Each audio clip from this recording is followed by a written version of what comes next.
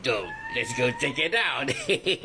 Guys, World Cup bawah 17 tahun guys. Indonesia kena gas dengan Zamdan 3-1. Senang banget hati gue. Termasuklah fan-fan Malaysia. Oke guys, apalagi kalah.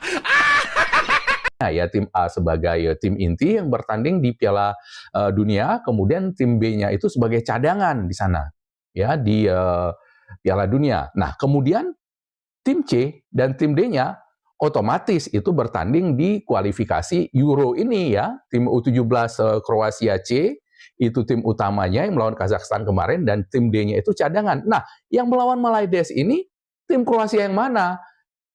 Ya minimal itu paling topnya Kroasia itu adalah tim lapis kelimanya Kroasia ya. Jadi mungkin itu bocah-bocah umur 15, 16 tahun ya, karena dua tim mereka itu ya, tim A dan B itu di Piala Dunia, tim B dan C-nya itu di Piala Eropa, kualifikasi Piala Eropa, ya tentu saja yang main dengan Malaides ini adalah tim lapis kelima gitu ya. Jadi tim E-nya Kroasia. Nah, dengan tim E-nya Kroasia ini apa yang terjadi? Tim terbaik tim dengan dari negara dengan pembinaan akar rumput terbaik AFC ini terbantai 11-0 saudara-saudara. Jadi bukan 1, bukan 2, tapi 11 gitu ya. Kalah tipis mereka. Dan inilah menariknya kita lihat Malaides ini ya. Inilah yang menjadi pangkal kenapa pertanyaan kita selama ini ya. Kok bodoh-bodoh banget orang Malaides ini, kok sombongnya itu nyundul langit gitu, bodohnya itu lebih bodoh dari keledai, tetapi sombongnya itu ngalah-ngalahin iblis.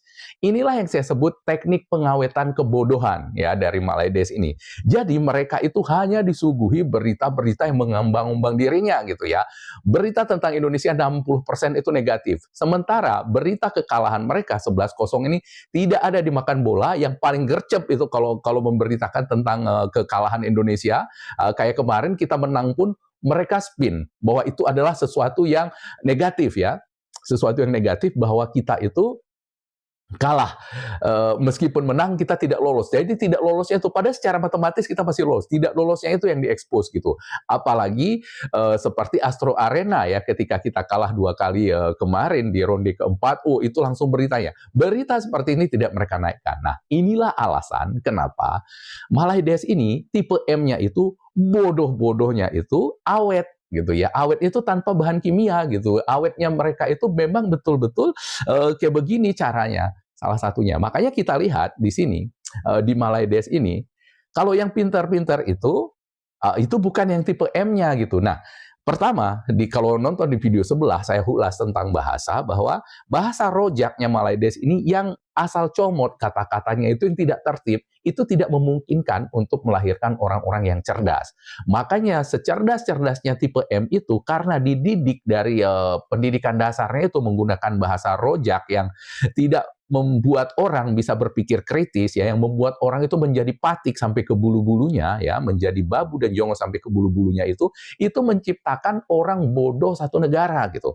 Bayangkan model Solehah Yakob bisa jadi profesor gitu ya di sana, dan kemudian kayak kemarin itu hakim agungnya ya, mantan hakimnya mereka itu ya,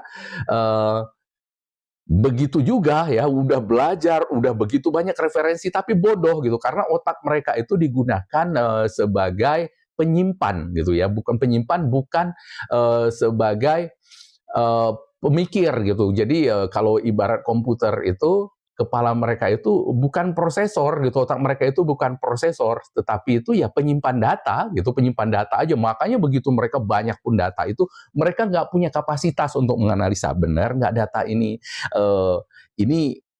masuk akal tidak, nggak ada. Mereka itu pokoknya kalau udah tertib secara sistem, udah tertulis di buku, itulah kebenaran. Makanya kita nggak bisa berdebat sama orang-orang Malaides ini.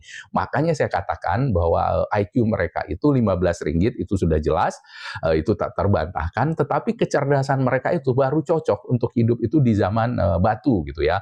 3.000 tahun yang lalu pun mereka ini masih terlalu primitif untuk 3.000 tahun yang lalu gitu ya, ketika masa Aristoteles, Socrates gitu ya, Sophocles yang masih hidup, mereka itu dulu itu orang-orang dari tetangga kita Malaides ini belum bisa untuk beradaptasi hidup di zaman itu, apalagi di zaman modern ini gitu. Makanya mereka itu sebenarnya cocoknya hidup di dalam gua ya.